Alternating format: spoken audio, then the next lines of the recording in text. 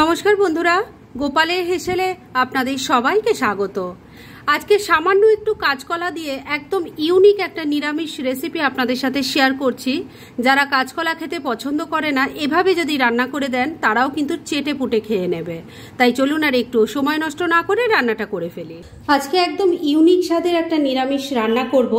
সেজন্য আমি এখানে কাঁচকলা সেদ্ধ করে নিয়েছি, দুটো কাঁচকলা আছে, আর এখানে একটা মিডিয়াম সাইজের আলু সেদ্ধ করে রেখেছি। প্রথমে এই কাঁচকলা আর আলুটার খোসাটা ছাড়িয়ে নিচ্ছি। কাঁচকলা আর আলুর খোসাটা ছাড়িয়ে নিয়েছি, এবার ভালো করে ম্যাশ করে নিচ্ছি। কাঁচকলার খোসাগুলো না ফেলে সেগুলো কিন্তু আপনারা বাটা খেতে পারেন।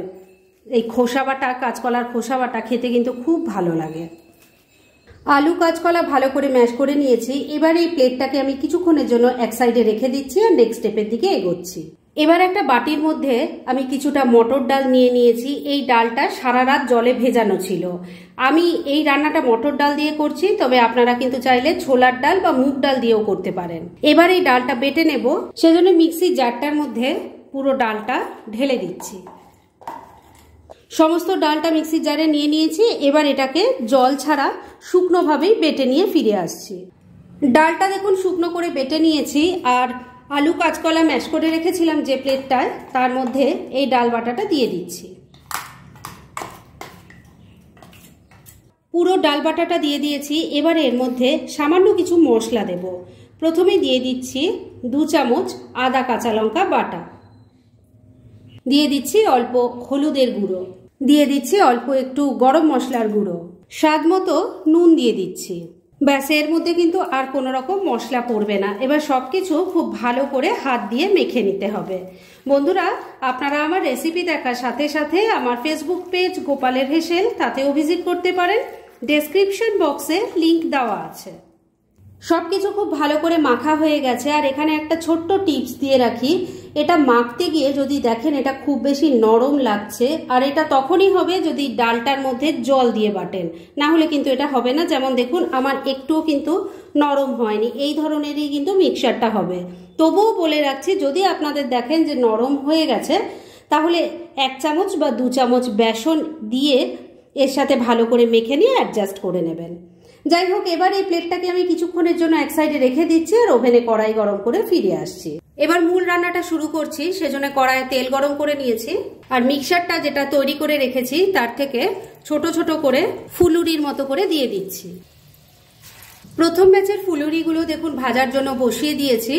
এগুলো এবার মিডিয়াম ফ্লেমে রেখে উল্টে পাল্টে লাল লাল করে ভেজে নেব। তবে তেলে দেওয়ার সঙ্গে সঙ্গেই কিন্তু এগুলো নাড়াচাড়া করতে যাবেন না, কেননা এগুলো খুব নরম, তো তেলে গিয়ে আরো নরম হয়ে যায়। তাই একটা পিঠ হয়ে যাওয়ার পরে কিন্তু উল্টানো যাবে।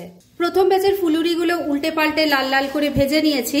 এবার এগুলো সব আমি তেল ঝরিয়ে তুলে নিচ্ছি, আর বাদ বাকি সব কটা এইভাবে তৈরি করে নিয়ে তারপর নেক্সট স্টেপের দিকে এগোচ্ছি। সমস্ত ফুলুরিগুলো দেখুন ভেজে তুলে নিয়েছি। আর এই ফুলুরি ভাজার পর সামান্য একটু তেল দিয়ে আবারও গরম করে নিয়েছি। এর মধ্যে প্রথমে দিয়ে দিলাম অল্প গোটা জিরে, দিয়ে দিচ্ছি একটা তেজপাতা, একটা শুকনো লঙ্কা, এর সাথেই গোটা গরম মশলাও দিয়ে দিলাম, যার মধ্যে আছে 2-3টে এলাচ, 2-3টে লবঙ্গ আর একটা দারচিনি। ফোড়নটা একটু ভাজা ভাজা করে নিচ্ছি। ফোড়নটা ভাজা ভাজা হয়ে গেছে। এবার এর মধ্যে একটু আলুর টুকরো ভেজে নেব, তাই দিয়ে দিচ্ছি। এই আলুর টুকরোর মধ্যে অল্প একটু নুন দিয়ে দিলাম, দিয়ে দিচ্ছি সামান্য হলুদের গুঁড়ো। এবার আলুর টুকরোগুলোকে ভালো করে ভাজা ভাজা করে নিচ্ছি। আমি এখানে একটাই বড় সাইজের আলু নিয়েছি, সেটাকে টুকরো করে কেটে নিয়েছি। 3-4 মিনিট সময় নিয়ে আলুর টুকরোগুলোকে হালকা করে ভাজা ভাজা করে নিয়েছি। এবার এর মধ্যে এক এক করে মশলা দেব। প্রথমে দিয়ে দিচ্ছি 2 চামচ আদা কাঁচা লঙ্কা বাটা, দিয়ে দিচ্ছি অল্প হলুদের গুঁড়ো, অল্প একটু কাশ্মীরি মির্চ পাউডার দিয়ে দিলাম, 1 চামচ জিরের গুঁড়ো দিয়ে দিলাম, 1 চামচ ধনের গুঁড়ো দিয়ে দিলাম, একটা মিডিয়াম সাইজের টমেটোকে 4 টুকরো করে কেটে দিয়ে দিলাম। এবার সবকিছু ভালো করে মিশিয়ে নিয়ে মশলার সাথে আলুটাকে খুব ভালো করে কষিয়ে নিচ্ছি। বন্ধুরা, এখানে কিন্তু আমি নুনও অ্যাড করেছি, তবে কোনোভাবে ভিডিওর সেই অংশটা ডিলিট হয়ে গেছে। মিনিট 2 সময় নিয়ে একটু ঢাকা দিয়ে দিয়ে মশলাটাকে খুব ভালো করে কষিয়ে নিয়েছি। এবার গ্রেভির জন্য উষ্ণ গরম জল দিয়ে দিচ্ছি। আর এই রান্নাটায় কিন্তু ঝোলের পরিমাণ একটু বেশি হয়, কেননা ফুলুরিগুলো কিন্তু অনেকটাই ঝোল টেনে নেবে। ভালো করে সবকিছু মিশিয়ে নিচ্ছি। সবকিছু খুব ভালো করে মিশিয়ে নিয়েছি আর আমি এখানে প্রায় 2 গ্লাস পরিমাণ জল দিয়েছি। এবার এর মধ্যে দুটো গোটা কাঁচা পাকা লঙ্কা দিয়ে দিলাম। আর যেহেতু নিরামিষ রান্না তাই একটু মিষ্টি না দিলে ভালো লাগবে না, তাই কয়েকটা বাতাসা দিয়ে দিলাম। একটু মিশিয়ে নিচ্ছি। আপনারা বাতাসা না দিতে চাইলে এখানে চিনির ব্যবহার করতে পারেন। সবকিছু ভালো করে মিশিয়ে নিয়েছি। এবার ফ্লেমটাকে লো আর মিডিয়ামের মাঝামাঝি রেখে ঢাকা দিয়ে 4-5 মিনিট রান্না করে নিচ্ছি। মিনিট 5 রান্নাটা করে নিয়েছি। এবার ঢাকা তুললাম। এবার প্রথমেই দেখে নেব আলু কেমন সেদ্ধ হয়েছে। আলু দেখুন সুন্দরভাবে সেদ্ধ হয়ে গেছে। এবার কাঁচকলার ফুলুরিগুলো এর মধ্যে দিয়ে দিলাম। এই ফুলুরিগুলো কিন্তু ডাল ভাতের সাথেও খেয়ে দেখতে পারেন, খুব ভালো লাগে কিন্তু খেতে। বা চা কফির সাথেও স্ন্যাক্স হিসেবে এটা রাখতে পারেন, কেউ বুঝতেই পারবে না যে এটা কাঁচকলা দিয়ে তৈরি হয়েছে। একবার ট্রাই করে দেখতে পারেন। তবে এইভাবে গ্রেভির সাথে তৈরি করে গরম ভাতের সাথে কিন্তু আরো ভালো লাগে। এবার এর মধ্যে দিয়ে দিচ্ছি অল্প একটু গরম মশলার গুঁড়ো, এর সাথেই অল্প একটু ঘিও দিয়ে দিলাম। মিশিয়ে নিচ্ছি। এই ফুলুরি দিয়ে কিন্তু খুব বেশি সময় রান্না করা যাবে না, কেননা তাহলে এগুলো খুব বেশি নরম হয়ে যাবে আর গ্রেভিটাও পুরো টেনে নেবে। তাই ফ্লেমটাকে লো আর মিডিয়ামের মাঝামাঝি রেখেই মিনিট 2 ঢাকা দিয়ে রান্না করে নিচ্ছি। মিনিট 2 রান্নাটা হয়ে গেছে। এবার ঢাকা তুললাম। রান্না কিন্তু এবার একদম রেডি। দেখুন একটাও ফুলুরি কিন্তু ভেঙে যায়নি। যেভাবে আমি তৈরি করেছি ঠিক সেইভাবে সেই প্রপোর্শনে যদি তৈরি করেন একটাও ফুলুরি ভেঙে যাবে না এবং খেতেও অসাধারণ হবে। রান্না কিন্তু এবার রেডি।